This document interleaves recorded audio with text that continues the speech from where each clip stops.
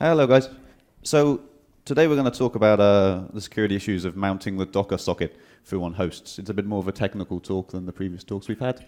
And I'm hoping that everybody turns around and goes, oh, I already know all of this. This is going to want to be one of those talks where I hope nobody learns anything. So Docker is, these stats are taken from DockerCon 2017. You can see that Docker's moving to more of a production state, right? We've got nearly 1/3 of container deployments in production. It's moving from a cool tool to use to let use it outside.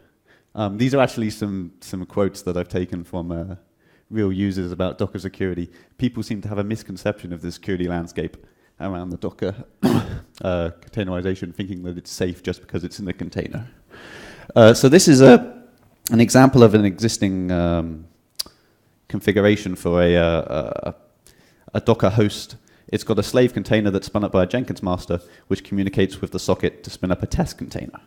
That allows you, that's achieved by mounting the Docker socket, as we can see on the slave container, that allows that container to spin up further containers. You can also mount other things through. This is done so that you can build caches on the host, or you can share tools between containers on the host. This becomes an issue when you allow users to spin up containers against this socket, because they can use this socket to access the file system of the host.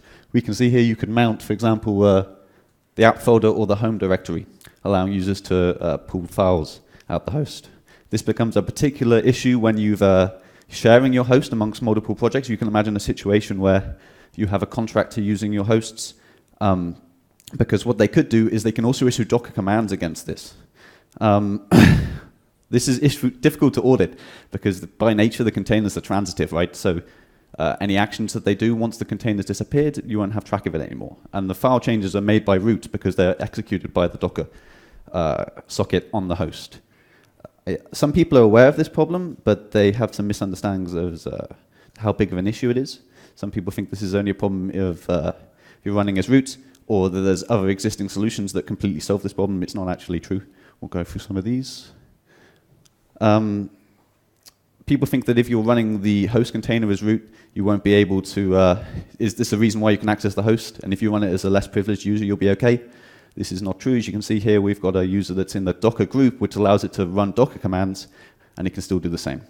There is the user namespace remap command that was added in Docker 1.10.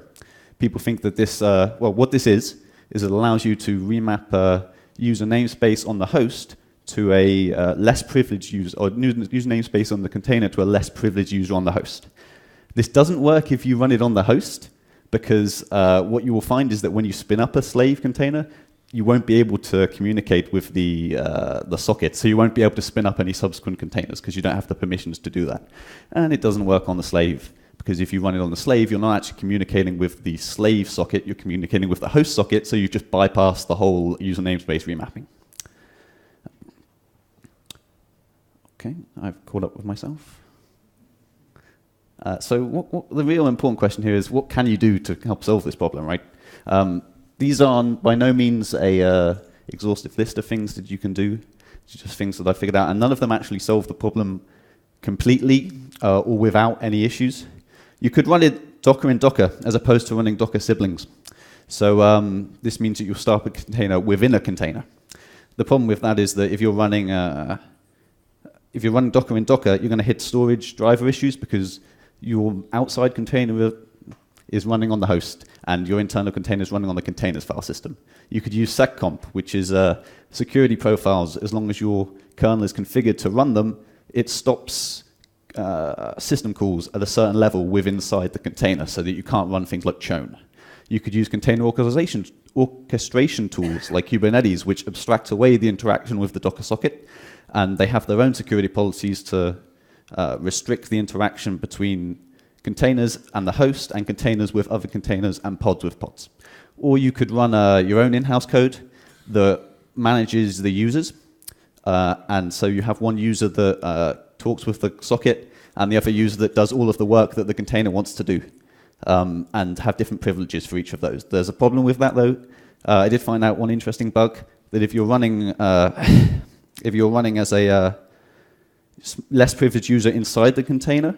All you need to do is match the group ID of the Docker group outside of the container, and then you can run things against the socket. The takeaway here is treat your Docker socket on your host as root. If you have access to the Docker socket, you have root on the host. And with that in mind, don't go to production with a shared host of Docker host without considering the security implications of that. And that's my time. That went really quickly. Thank you very much. Thank you, Daniel.